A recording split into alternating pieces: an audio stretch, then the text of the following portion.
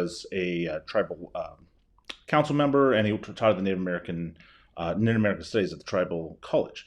And so, because of interactions in tribal government, I had a lot of interactions with our tribe. We had a tribal police force, still do.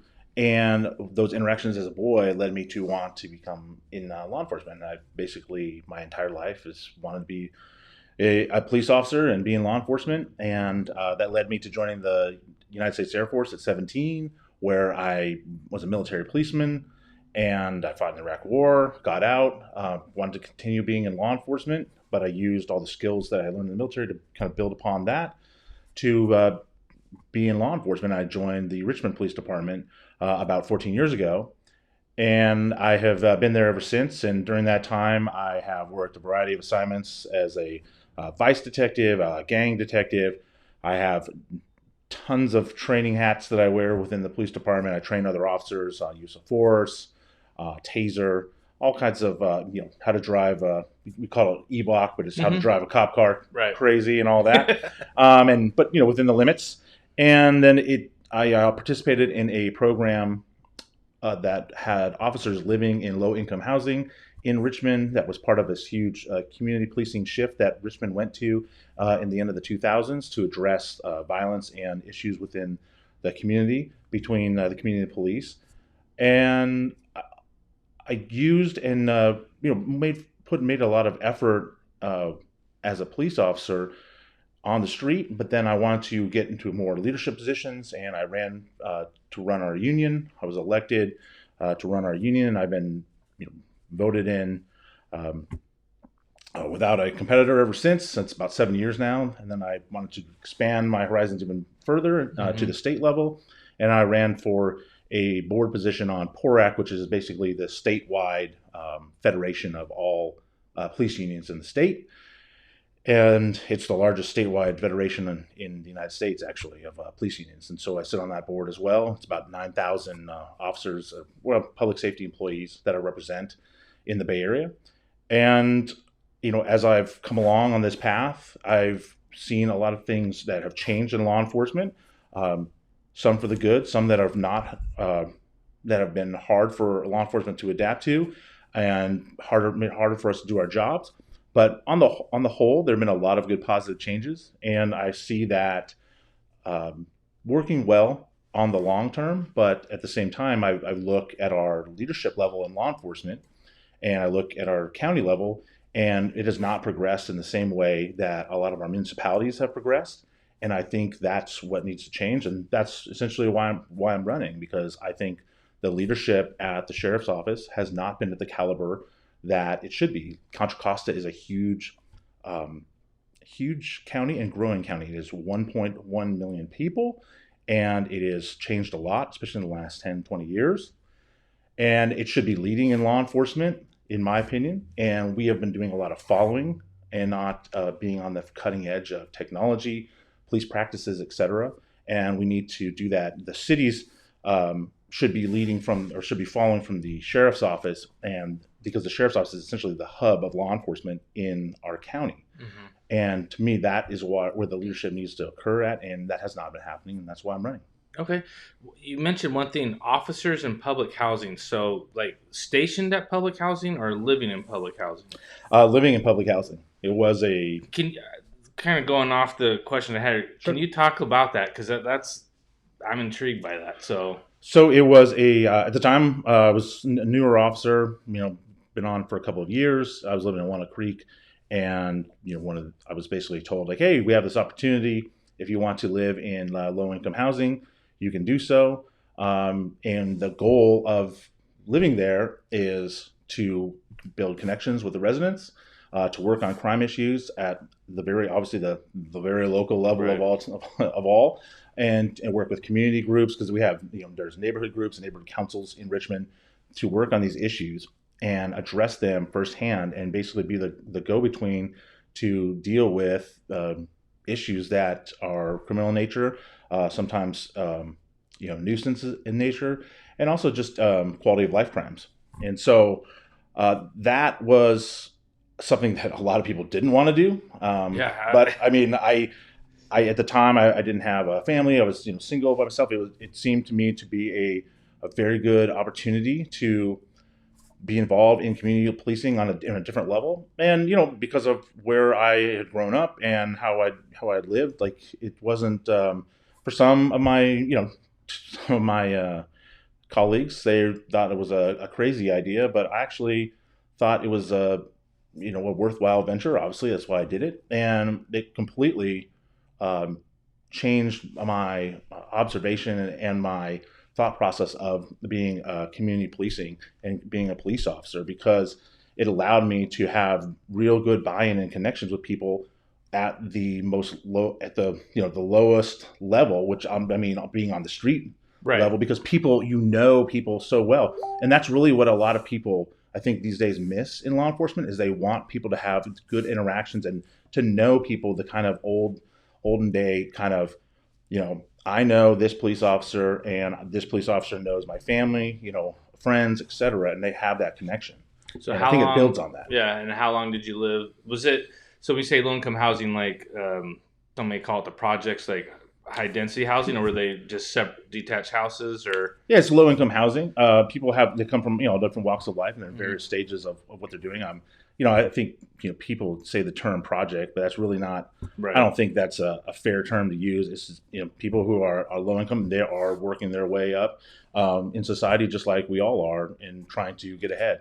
And I think what you learn is that most people who live in subsidized housing or low income housing, the vast majority of these people are trying to move themselves along the economic ladder and to get ahead. And there are a few people there who are basically getting in the way of that. And that's where people need law enforcement to step in and help. And it really provided a good opportunity to do so. And I think it made a very good difference on the ground in disrupting cycles of crime. Wow. No, that's I haven't heard that or heard of programs like that. So that's um, I would say out of the box, and it Yeah, sounds like it was successful. So that's cool. And then also, thank you for your service in the Air Force. I thank you. come from a military family, so that's I appreciate that. So you talked about quality of life crimes, and that term, it's not a legal term per se, and Sure. it has a lot of different meanings to it. And some people get offended by it. Some others, everybody has different meaning they attach to it. But in the business community, this is being the Chamber of Commerce, so a lot of the questions are focused around businesses. The term quality of life crimes comes up quite a bit. How do you see the sheriff's office or the office of sheriff and the sheriff department working with the business community? I it, with any community, including the business community, you have to have a tight partnership, Mm-hmm. and people need to also have relationships. One of the things, again, kind of to go back to living in low income housing, you had to build relationships with people to gain their trust, and the same thing is with the business community.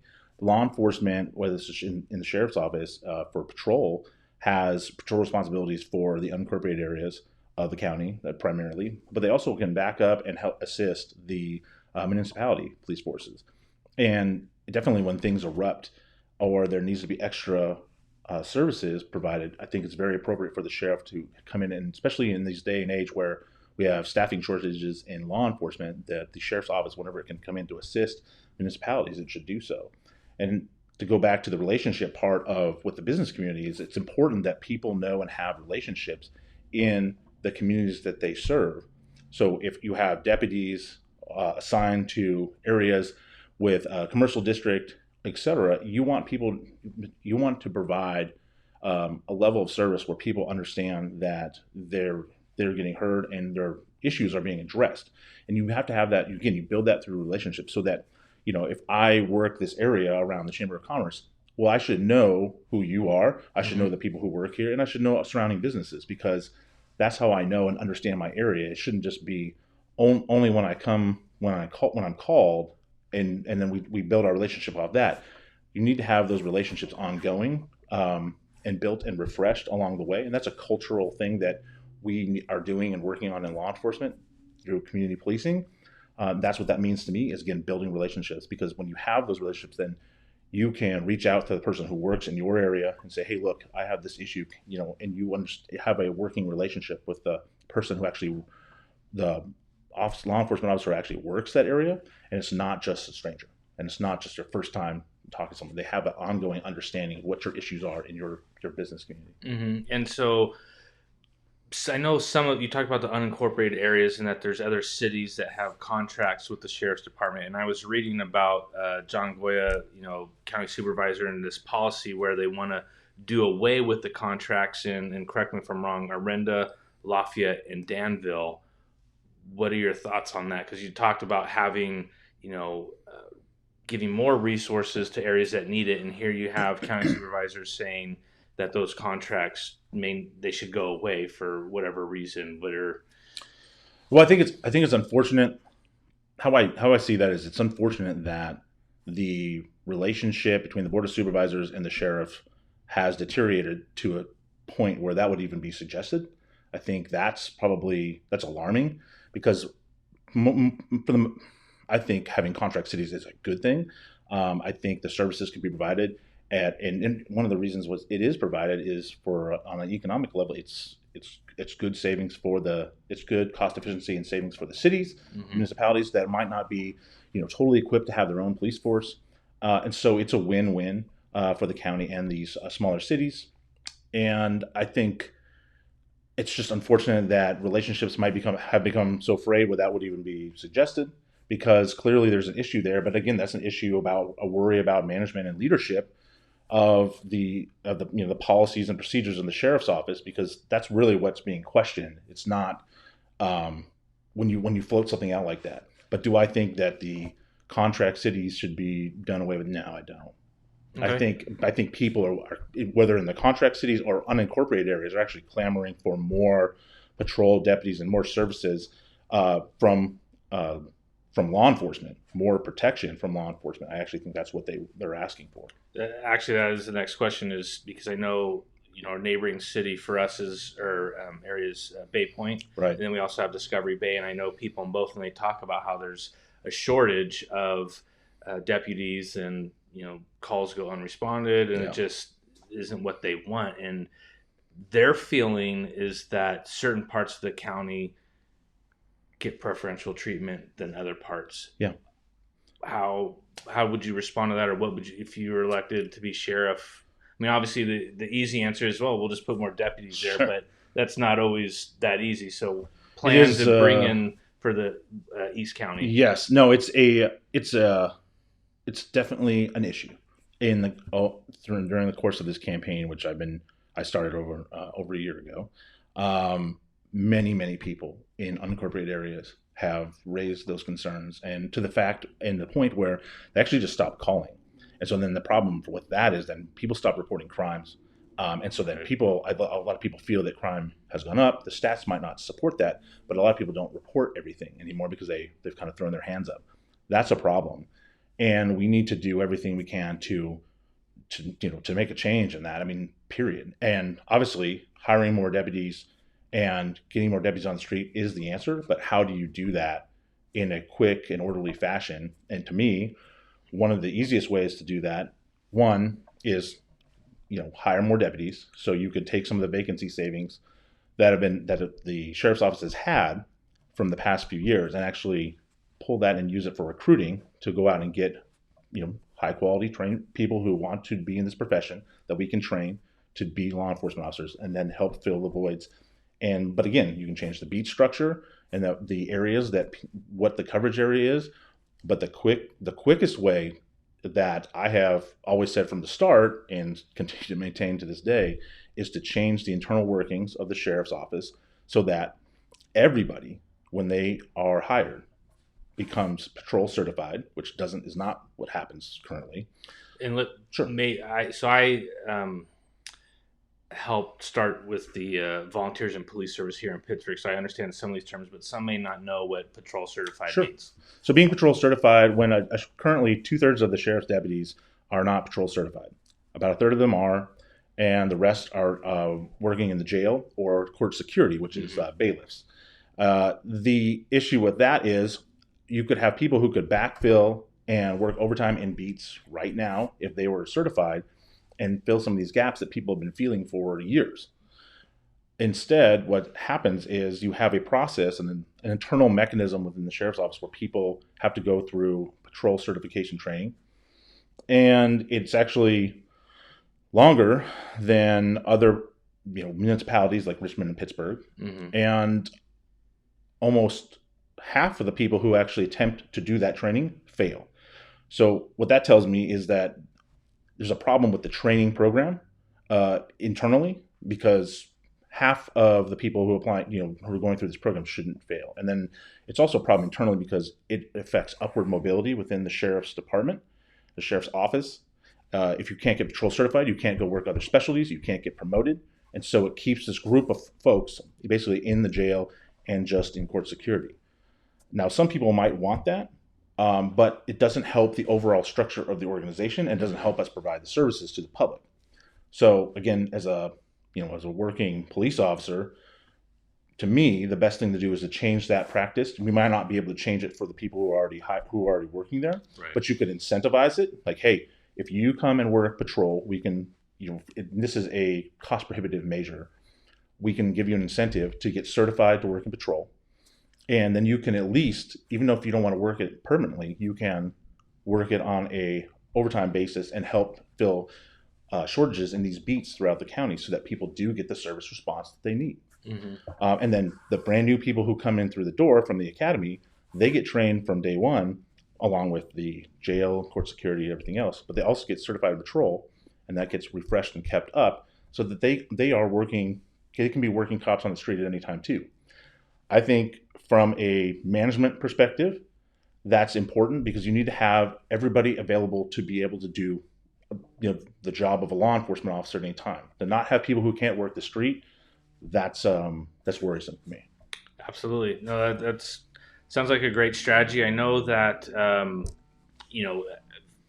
been to court a couple times, for eviction cases, and you see the bailiffs and you see the different levels. So I like that. That's I think a good idea. I don't, obviously not my expertise, so can't say whether it would work or not, but it makes Sure, sense it's to a me little that you bit have in the weeds, more probably, people but that can do patrol, then you can reallocate yeah. deputies as needed. So that And makes sense. that helps fill the short term needs to get the services and the 911 response that people are clamoring for, Mhm. because that is what people are clamoring for throughout the county. They feel that they have been essentially let down, and their response times are not what they should be.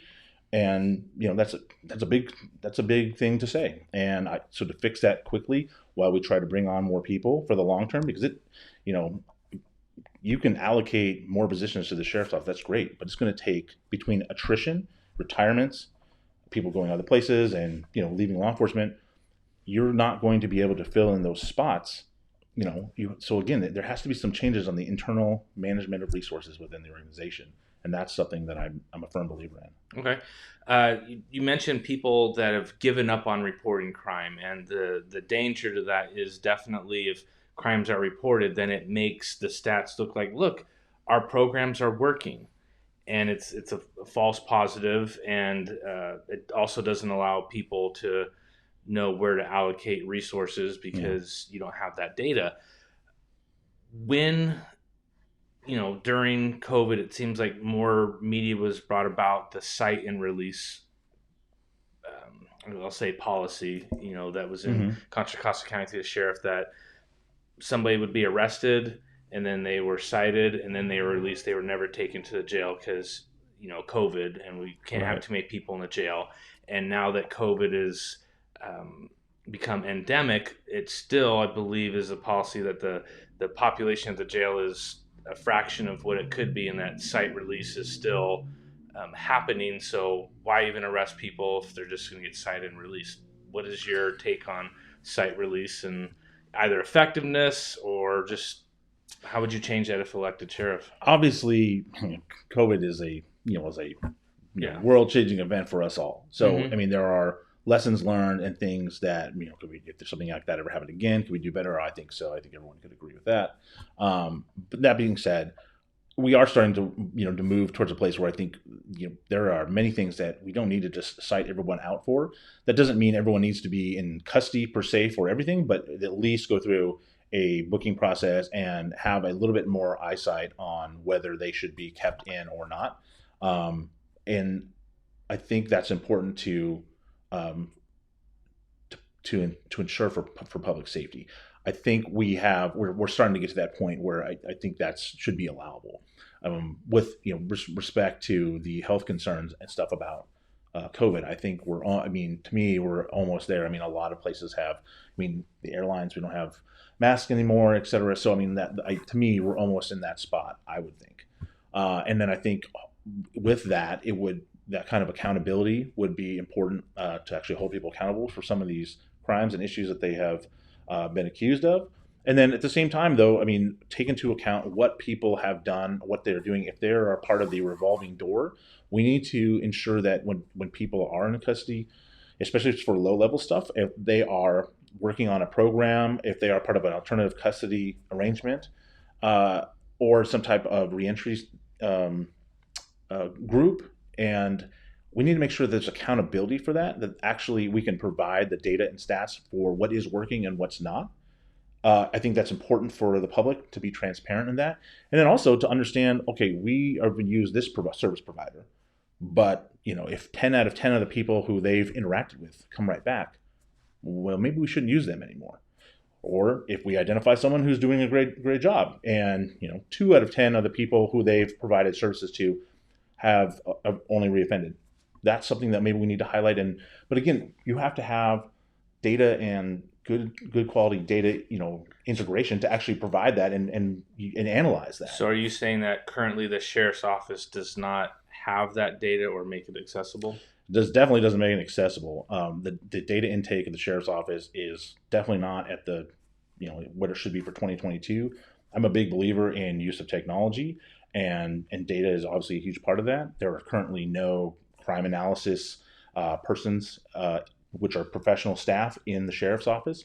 And so it's kind of hard to keep track of a lot of this data if you have nobody in there to actually manage it and mitigate what is what. What people don't realize is that, or if maybe they do, is that sworn police officers or sheriffs don't do a lot of that work. They do some of it, but usually it's professional staff that handles a lot of that information, intake and outtake, and providing it to the public. But there's currently no one in the sheriff's office doing that. And to me, that's crazy, because how are we supposed to track crime trends of any kind for victims? How are we supposed to understand where and what people who are committing crimes are doing? What are we doing with folks who are in our jail system? Who's coming and going? What's working? What's not? All the things like I already talked about. All those things need to be basically boxed up and put in one place, so that the professionals can access it, the law enforcement professionals can access it, and then make good quality decisions based off that. And then 2, it's provided to the public so that for the accountability factor of, hey, this is what you guys are doing that's working, this is what you're doing that's not, and that's all aspects of the community. Awesome. So you're running for office. You're not currently holding office as sheriff. So ask you the question of, what is one policy that you think that the current sheriff has that should be changed? And why? The integration of mental health evaluation teams, the response to mental health, to me, is something that should be changed immediately. So what's the current response for those that don't know? So the current response is that if someone is identified as being a mental health or behavioral health crisis, maybe people have heard of the term, 5150 Welfare Institutions Code, or 5150 W&I. What happens is they are placed on a hold, generally by law enforcement, and taken to the county hospital or another regional hospital nearby, and they are evaluated, given a psychological evaluation. They're supposed to be able to be kept up to 72 hours. That almost never happens. And instead what happens is within a few hours, they're released back out into the public with very few services provided, anything at all. And that is obviously untenable, because it continues to work against public safety, because you have people who have long-term substance abuse issues that need to get worked out. You have unhoused issues that need to get worked out, and all these things are intersecting with one another. And then sometimes, because of all these things, these people are committing crimes as well, and so all these things are converging. So to me, changing our mental health response, and the county has actually come up with a new model and a new system called A3, anyone, anywhere, anytime, that essentially would be take over as the primary a crisis response model that would take over as the primary responder to most mental health or behavioral health crisis calls. And then what has been going on for years in the municipalities is there has been a MET officer, mental health evaluation team, which is a highly trained law enforcement officer and a clinician. That's been going around in many cities in Contra Costa County since 2016. Started off in Richmond, Concord, and Antioch. The sheriff's office was given the opportunity to participate, and they passed in 2016.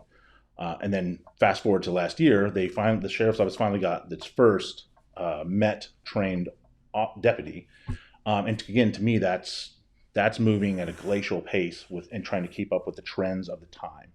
So what I would like to see, and what I would push and advocate and move to do, is to get law enforcement, not just for the sheriff's office, but for the entire county, so we could be a model for the rest of the state for getting law enforcement out of the mental health and behavioral health response, which we've done a great job, but it's been laid at our feet by politicians and others for about you guys take care of it 40 years, like all these other societal ailments, and we were never designed for that.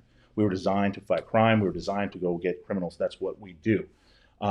It's not like we don't have a role to play, because we do. You do need to have some type of law enforcement response, which is why it needs to be specialized and trained. And also 24/7. Just as if there's a 24-hour crisis response model from the county that involves non-law enforcement, you have to have some type of law enforcement, highly trained law enforcement with clinicians ready to back that up in case there are people who have some type of propensity to violence or weapons. So you need to have those things in tandem. There's not going to be a complete divorce, from any law enforcement response, because that's just not feasible and not realistic. Right. But to me, that is a huge thing that needs to be changed. Should have been advocated for years ago. It's the sheriff's office actually first sent high-level commanders to learn about mental health evaluation teams in 2012. They, again, like I said, had an opportunity to be a part of the pilot program in 2016, and they passed. And then last year, 2021, finally got their first, certified deputy. And now they're asking. I think they've been allocated for 2 or 3 more, but that's not nearly enough. You have to be able to have a sustainable 24-hour response throughout the county. If you have a countywide model, you're going to need a countywide model for law enforcement response. And that can be, again, the municipalities could provide officers to that as well, but you're going to have that in order for these things to be successful. Mm-hmm. Well, I think that's probably, in the business community, top of mind is dealing with unhoused residents who often, not always, but often there is a mental health component or a substance abuse component. So I think that does dovetail with what the concerns of the business community is because we deal with that a lot, and law enforcement is, you can see it in their eyes, like, we want to help you, but what do you want us to do? Like, this problem's way bigger than law enforcement, and it's really not our wheelhouse per se. So I think that's a policy definitely worth tackling, and probably won't be done in year 1 or 2. No, it's a long-term thing. But let's be leaders here. Let's be out front of something. Mm-hmm. It's too often in my profession we're reacting to something. Let's be out front, and then let's lead the way for other people in California to get us. We've been doing this thing for decades. This definition of insanity for decades. Let's break the cycle and move into something else, so that we can deal with all these other issues, because there's a lot of things that are going to have to be dealt with, especially when I think about the business community, and dealing with issues around unhoused people. All these things, again, they're all meeting and converging, and if there's not some changes in our society and how we want to address that, we're not going to get beyond where we're at. Mm-hmm. And I don't think I think most people, I can say everyone, but most people think that what we're currently doing as a society in California, it's not working. 100% agree. I think that's apolitical. Yeah. All sides of the fence agree that it's broken. Yeah. And to try to blame that on one person or one group is a fool's errand. It is. There's lots of what does it accomplish? Pieces. Right. So with that in mind, we talked about the one policy will change now. And correct me if I'm wrong, as far as professional experience, some people may say, well, Ben sounds great, but going from an officer, highly trained, lots of experience, all the way to the top law enforcement Mm. official, didn't he skip some steps? How would you respond to that, or address, speak to people that may have that mindset? Sure. I mean, I think people should look to see what the requirements to be sheriff are. I mean, you do have to have law enforcement So, what experience. are the requirements so You people have know? to have law enforcement experience, and depending on your educational background and whether you have a certain levels of a post certificate, which is the training standard in California, Mm-hmm. you have to have the equivalent of an advanced post standard and a minimum amount of years on the job. And I meet all those by blow them away. They're actually not that high. So that there's that. So I'd start off with that. And I also think there was some bill about a year ago, some change where people thought that people without law enforcement backgrounds should be could be elected sheriffs, and that's ridiculous. Yeah, You need to have I agree some with that type one. of understanding of how law enforcement Yeah. works, all of that. But the other issue of have management experience, like that's absolutely ridiculous. As a union president, I managed an entire labor union and all the aspects that go into that. And although it may not be as large as CCSO, the principles of management, whether it's a small business or large business, are the same. Mm-hmm. And that is, if you run an effective organization, that's what matters. And I've run our POA for 7 years with no problems whatsoever. And I've won by acclamation every single time. And it's because I turned around that entire organization. When there was issues with people, with our police chief who wasn't holding people accountable, I led the charge to ensure that he left office, and same thing with the city manager. So I mean, I know about holding people accountable because I've taken on city hall, if you will, which people say you can't do, Right. which you can if it's necessary and warranted.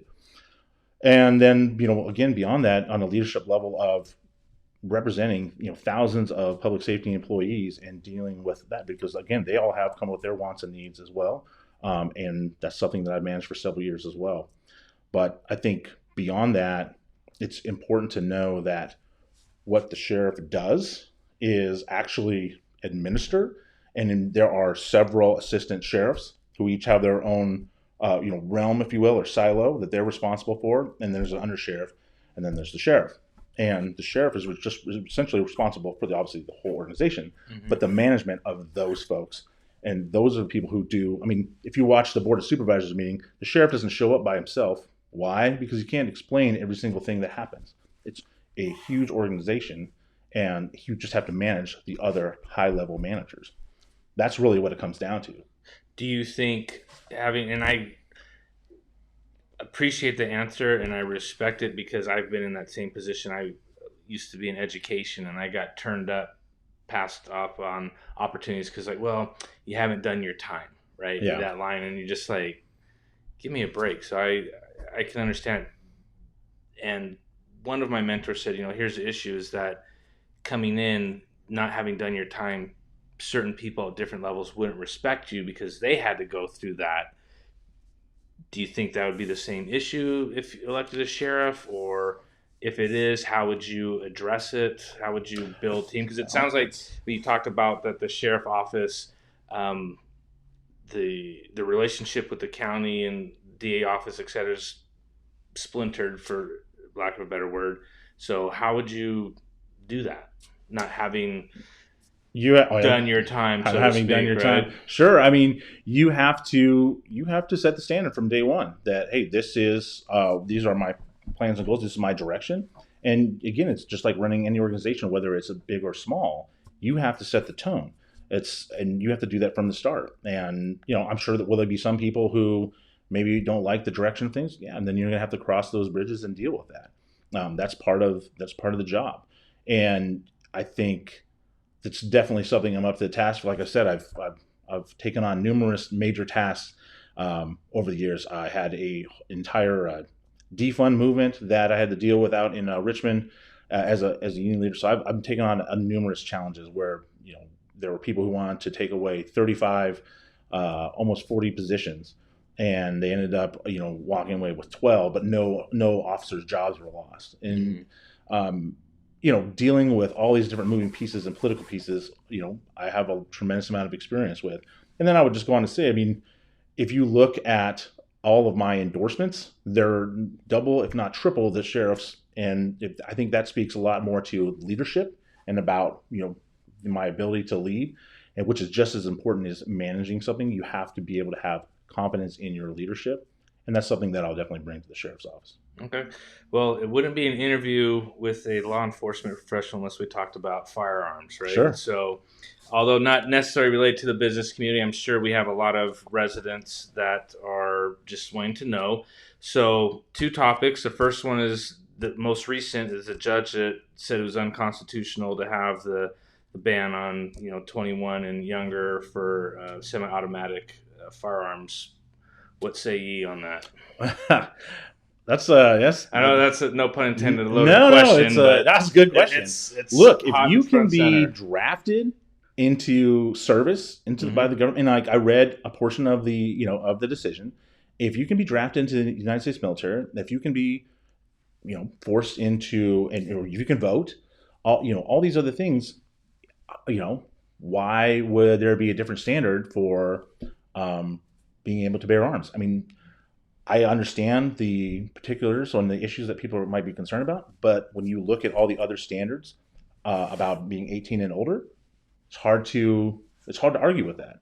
Yeah. And so, I mean, I think it's a fair decision, because at the end of the day, if I can be, again, I signed up to serve my country at 17 years old. My parents actually had to sign for me to go, but you can be drafted, you can, you can be held accountable and sent to prison, Right. at 18. So if all those other responsibilities can be had, then you have to deal with the fact that people can obtain weapons at 18 years old, and I think that's where the ruling is really sitting. Again, I don't, yeah, that's I think a fair, I'm sure some people will disagree, but I think it's a fair ruling when you consider the landscape of everything else. Okay. And then the next one is concealed carry permits. It's, although in California you're supposed to go to your police chief first, and then if denied there, you go to the sheriff. But in Contra Costa County, a lot of people just go straight to the sheriff, and it's almost impossible to obtain. So what is your stance on It's concealed another carry? major thing that I disagree with the sheriff on, and a policy that I will change overnight. There is a long and hefty and this, I'll say this is something that along the campaign trail that really came up to me. It wasn't something I guess I didn't know as much about, or had as much eyesight on how prolific of an issue it was to voters, and it is. It's a very big issue to a lot of people, and I didn't know the magnitude.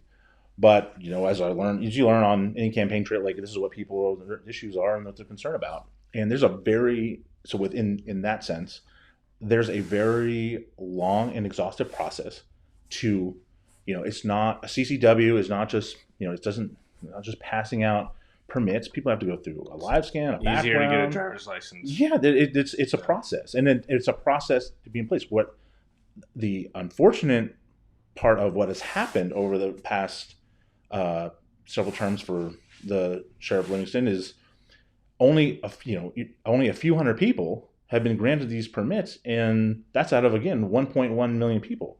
That math doesn't pass muster. And coincidentally, it seems like a lot of these people who have gotten these permits happen to be members of, or either high-end elite people, or either DAs or judges, or they're people with big-time business owners who have maybe part of the sheriff's posse. And again, it doesn't necessarily, I'm not saying, alleging that it's a pay to play, but it doesn't look good, especially when Jane Q. Citizen is applying for these things left and right with good reason and good cause, because they feel that their personal protection is of concern, and their money is taken on an application process, and they're just subsequently denied.